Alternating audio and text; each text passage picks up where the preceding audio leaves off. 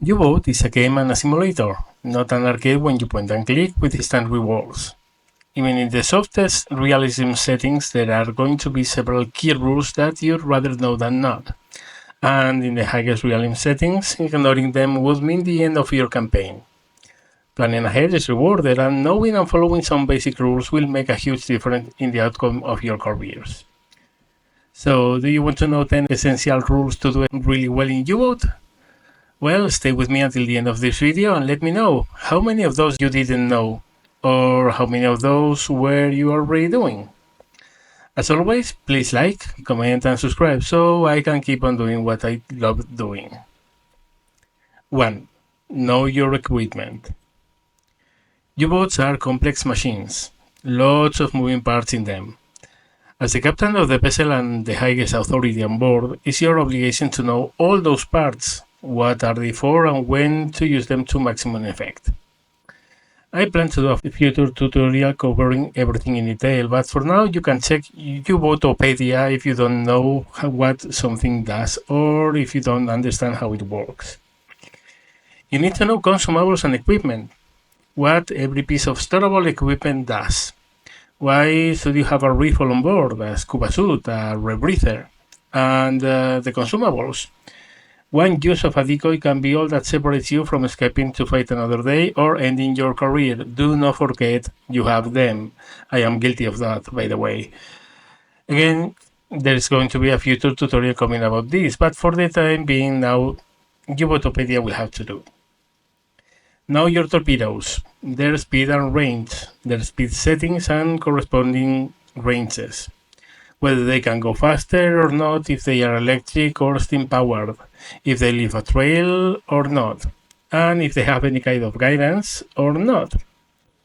By midway, you should know how to use FAT or LUT torpedoes, and you should know which of your loaded torpedoes do have any of them when you are making an attack.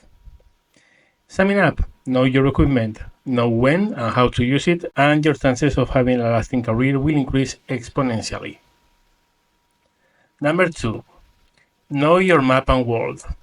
A large part of your playing time with U-Boat will be spent on the map. It's important that you are mindful of the world that surrounds you in order to have successful patrols. The year you are in, the nations at war at any given moment. You need to know which ships are neutral, which ships are not, but not only that. When you accept a normal tonnage patrol at port, you'll be given an area to move into and patrol, and a number of map areas where your kills will count towards your objectives and mission successes. Those tonnages also are applied to whatever campaign you are part of, so it's very important that using ships into the areas that are valid, because those that are sunk out of those areas won't give you any benefit. Always keep in mind which areas you're supposed to hunt in, and in which ones sinking stuff will do nothing for your career and reputation. The ocean is large, very large in fact, and ships are very small. Finding them can be difficult if you don't know where to look. Right now you can see the usual convoy routes used by the Allies during the Battle of the Atlantic. U-Boat does a good enough job at knowing on which points of the map a convoy is likely to be found, and in which ones you are going to be staring at an empty horizon for long days to come. So, know where to hunt. Using that map as a reference is a great start. U-Boat map tools could, granted, be better than what they currently are, but they still are very useful. Have a habit of using them to plot courses, plan future headings, to track targets over time. Just use them. Many tactics either demand using them or are much easier to pull off if you are using them. So know what they do and make a habit of using them. Also, don't forget to erase them when they are of no further need. Watch your depths. U-boats bank heavily into going deep when they are under attack. To do so, of course, you need water under your submarine. Anything under 80 or so meters of depth is worrisome, so stay on top of things. In your map, your cursor will tell you how deep it is the ocean at that point. Number 3. Plan engagements ahead of time. Once you have a contact on your map, be it from your hydrophones, be it from a radio message from VDU, even more if it's a visual contact and you're already almost on top of it, you'll have to exercise your mind and plan the engagement ahead. First of all, you'll have to find out the target's course and speed and intercept it. I have a tutorial about it, link is down in the description. Check it out if you already haven't. After doing that, you have to decide if you want to attack, leave, or track the target for the time being without attacking or leaving. And from that point on, you'll have to be always 1 or 2 moves ahead. Before you have already intercepted a target, you will have to know how are you going to attack it. So you put yourself in the best position to pull that attack. Is it going to be a normal unplanned attack where your relative courses don't matter at all? Is it going to maybe be a 90-degree attack? Are you going to shoot your stealth tube or your front torpedo tubes? How will you act if your torpedoes miss the mark? How are you going to act if they are darts? If you have all that in mind from the moment you know the target's speed and course, you will be a lot more successful in your career because you will be ready to act upon different situations. Finally, in every engagement where enemy escorts are present, always be mindful of your escape vector. The escape vector is the direction you want to go towards once the G is up and your presence is revealed to the enemy. This will be the direction where you're less likely to be detected and the most likely to make a successful escape. This escape vector can and usually will change during the engagement, so always keep in mind at every moment because the difference between heading towards safety sooner or not can be all that matters in the end. 4. Stay in the surface as much as possible. Now this is probably the most important rule of this list, at least from the tactical standpoint. Your submarine is much faster on the surface and maneuvers that much faster too. It's also a small boat in a big ocean. It's hard to spot, particularly so from the front and the stern, much more so by night. The boat is also indetectable by sonar, as it won't get returns at all on a surface submarine. So this means that before radar becomes a factor, the surface and not underwater is the place you'll be more effective and safe. All this means that a German U-boat should be kept on the surface for as long as possible. This not only gives you the most tools offensively to score big in convoy battles. You can come from unexpected angles, shoot torpedoes, and already be on the run before the torpedoes have even hit the mark. Be out of danger before anyone knows that you were even there. You can even infiltrate the main body of the mercants without the escorts having a clue about your whereabouts. You can unleash hell on a convoy and make the convoys run everywhere, never finding you. And as important as it is to its offensive potential, staying on the surface gives a U-boat the best chance at avoiding escorts without even being shot at. Because, again, if you haven't been detected, no one can shoot at you.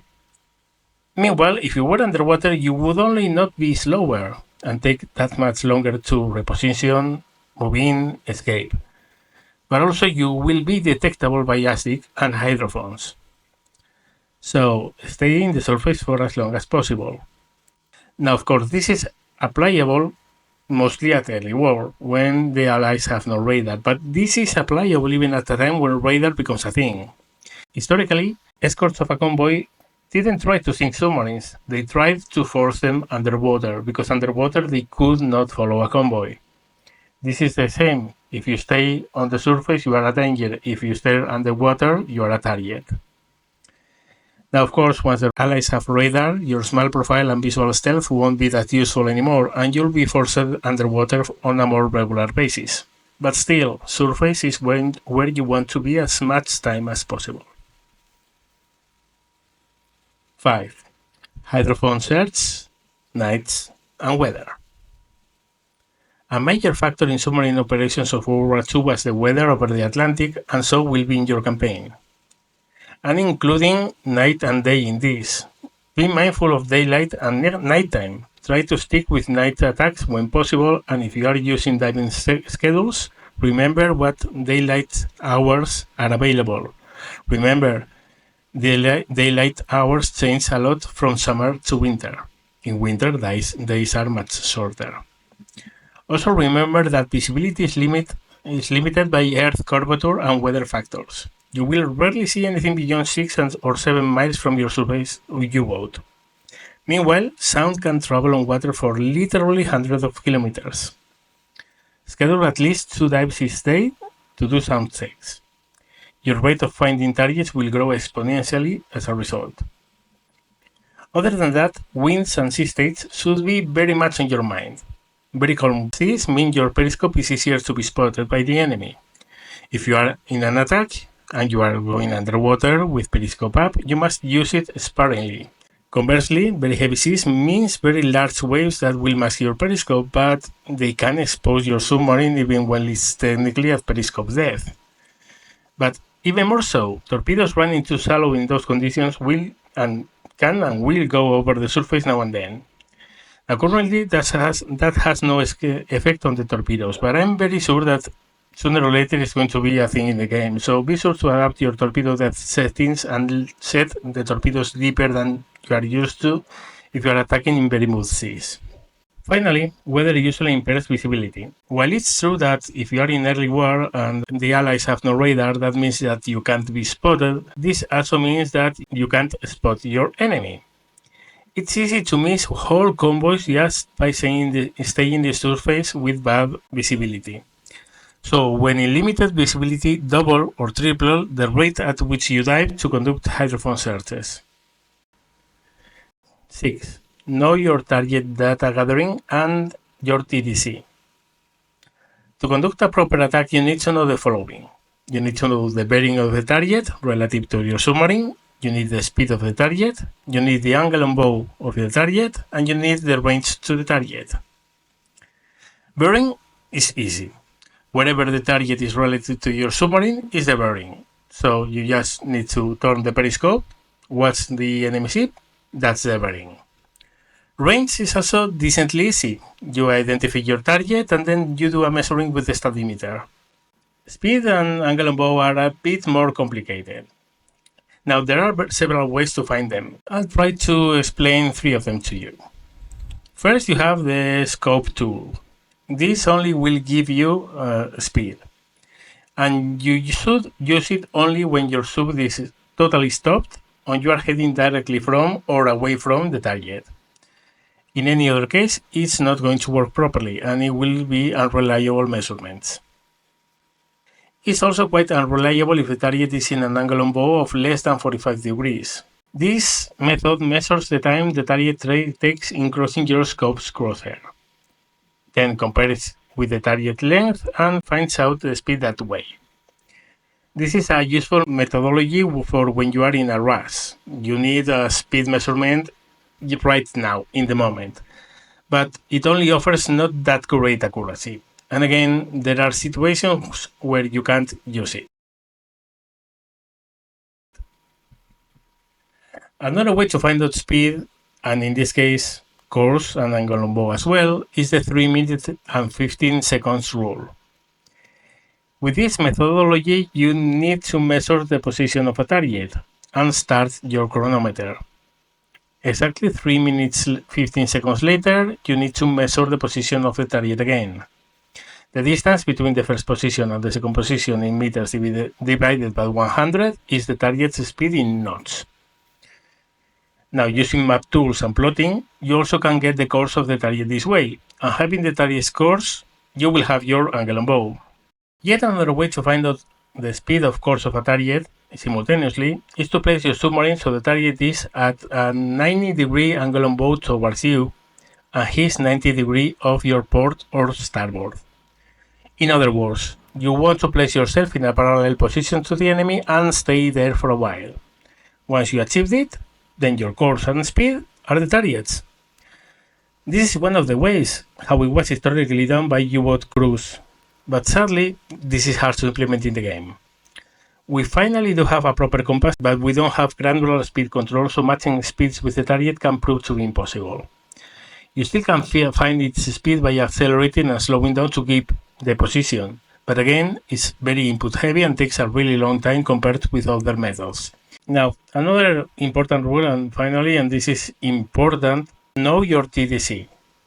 You need to know the model of TDC you have in your submarine and how it works. There are two different models of TDC. If you don't know how the TDC operates, well, there's a link down in the description to my TDC tutorial, but you can also check on the Uboatpedia in the game. It's really important. Understand how it works, what each of the dials and buttons do, what do the levers do, how it operates. Because otherwise your attack will get ruined and you will not be understanding why. 7. Dig O'Kane or Fast 90 attack.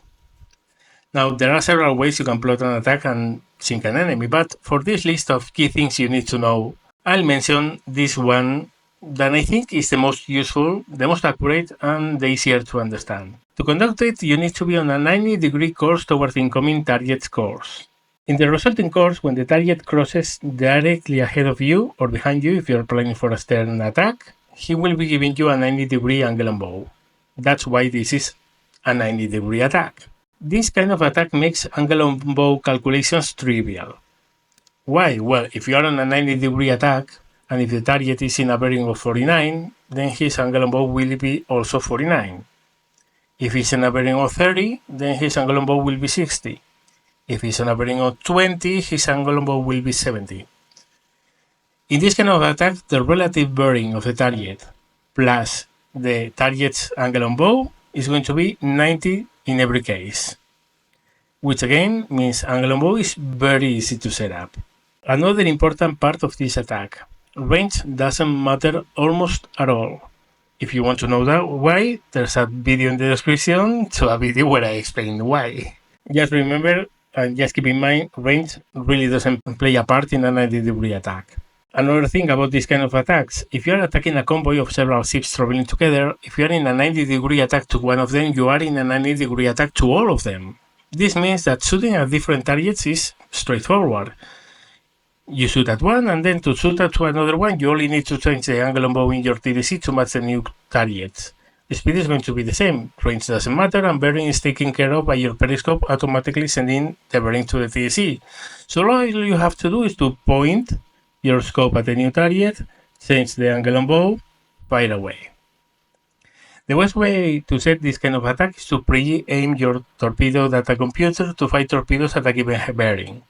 You set your scope at that bearing, and when the target crosses it, then is when you fire. It is also a very accurate attack, allowing you to target areas of ships. As a given part of the ship crosses the bearing you are aiming at, let loose. The torpedo will hit there.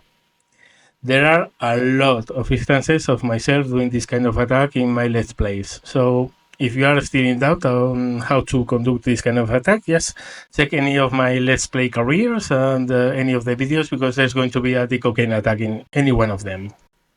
8. Underwater evasion and stealth. Now this is obviously crucial for you and your long-term survival, because sooner or later you are going to get caught, you are going to be forced underwater, and you are going to be subjected to attack. While I'm planning a future tutorial to cover how to act in these situations, I'm going to give some general tips. Try to aim your bow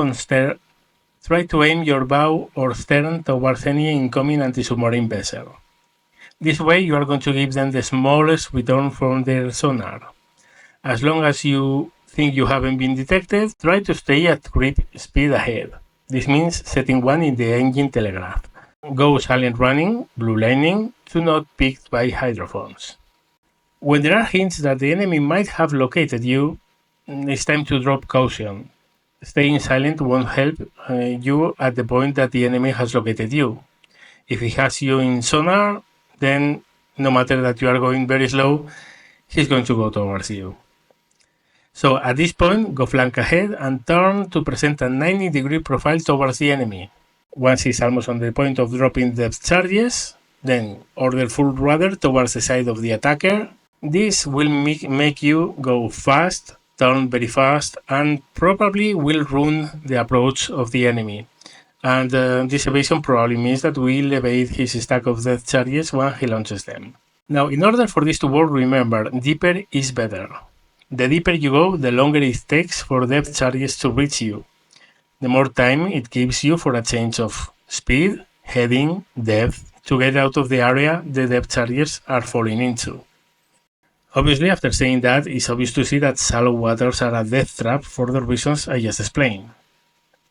Avoid areas with depths under 100 meters if possible. The shallower it gets, the worse it will be for you if you are subjected to depth charging. Now, depth charges have an awful effect on hydrophones and ASTIC when they explode. The sound they make, plus the bubbles they leave on the water, make for very effective masks for any noise you make after they go off. You're going to see it in your map. Your own hydrophone range will go to almost zero range each time a depth charge goes off. And it will take a time before the hydrophones and the ASIC become effective again. Take that time to do flank speed dashes towards the direction you are aiming towards to escape. As soon as the effects go away, then drop down to creepy speed again to remain silent. This is a game when you need to know when to hide and when to run. And always try to make your evasions towards the direction you want to escape towards. Oh, and before surfacing again after an escort has attacked you, never forget to stop at periscope depth and check your surroundings first, just in case there's something nasty waiting for you on the surface. 9. Crew management. It's really important you know what to do with your crew. You are the captain of a submarine. You need to know what the schedules and the roles do. I have a tutorial covering that, links in the description, but in general terms, try to aim for schedules that spread the vital roles amongst your crew so there is always someone doing them 24/7, while resting your crew appropriately. Again, this is properly explained in the tutorial mentioned, so if you want to know more, go ahead, check it out. Know your roles and your skills associated to those roles. A leader can do things a mechanic cannot. Same goes for the radioman. A radioman is not going to take care of the engines or load torpedoes. So even while there's a certain level of crossability in what a mechanic can do and a leader can do and a radioman can do, some of the roles can be done by any kind of officers, most of them are exclusive. So you want the right people for the right job. Also, learn the skills they can gain with experience. Plan ahead to know which skill you'll eventually want your officers to have down the line and what extra bonuses they can give you. Also plan with a future officer lineup in mind. In due time and after earning enough reputation, you can have up to 7 officers on board and you can distribute the numbers as you wish. 10. Only 25% of German submarines and crew survive the war. Going out in a U-boat during World War II is a high-stakes game, and the later the date, the higher the stakes are against you. As a result, you need to have a long-term plan. Will you want to change submarines in the future? Then you need to know which campaigns give you blueprints to do that. Which equipment do I want to research first as it comes available? Which is going to be a convenience versus what's going to be a must-have, given that the enemy is also improving its technology. Remember, too, that from the moment the Allies have radar, the going gets rough. And rougher as that radar presence spreads to more and more escorts, and then planes, and then those planes cover more and more of the Atlantic until around 1943 there won't be anywhere to hide from them. So, as time goes by, use dive schedules to sail underwater during the day and surface by night when you are in transit to and from your operational areas. Also, and that's a thing that I really advise you to do, never go over 1800 X compression. Things get weird above it, and you might find yourself facing a plane already attacking you if you go at the max compression. In the end, it's all a stakes game. The more you risk, the more the potential rewards, but those risks increase exponentially as time goes by. By mid-1943, you are going to be fighting against the odds. By 1944, you'll truly be under constant pressure. You need to measure your risk-taking versus the area of the war you're in. Sometimes, caution is the best way to face a situation. See, in 1939 you can push on force attacks knowing that eventually you can break off an engagement simply by running on the surface. Well, if you do that in 1943, that's going to get you killed. In 1940, you can spot a convoy and decide that you are going to run straight to the core of the convoy on the surface, destroy 2 or 3 transports there, and then bug out. Try to do that in 9042, you are dead.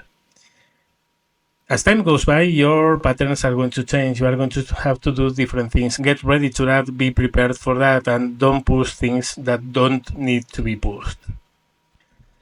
Chances are that if you do everything by the book, well, you'll probably be killed too. I mean, many German submarine aces were sunk in World War II.